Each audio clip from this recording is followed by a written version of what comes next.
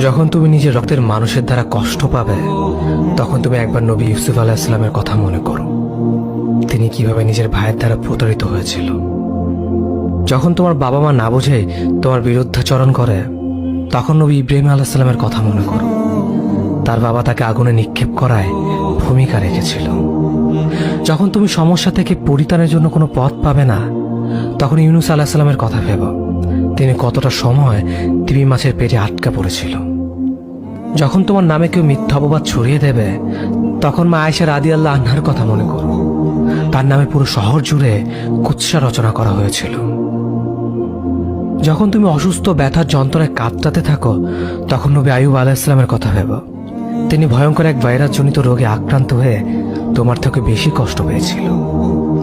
যখন তুমি দিনের কোনো বিধান নীতিতে যুক্তি খুঁজে পাও না, তখন নবী নূহ আলাইহিস সালামের কথা ভেবো। তিনি কোনো প্রশ্ন ছাড়াই মরুভূমিতে নৌকা তৈরি করেছিল।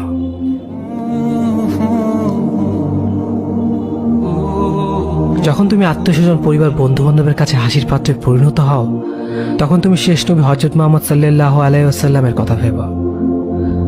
রাসূল সাল্লাল্লাহু আলাইহি ওয়াসাল্লাম বলেছিলেন, সবচেয়ে বড় পরীক্ষা দিয়েই সব থেকে বড় পুরস্কার আসে।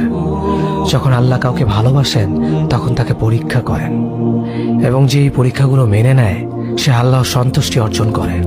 আর যে অভিযোগ করে, সে তার ক্রোধের পাত্র হয়। হে আল্লাহ, তোমার কথা মনে করা, তোমার প্রতি কৃতজ্ঞ হওয়ার এবং তোমার ইবাদত করার তৌফিক আমাদের দান করো। আমিন।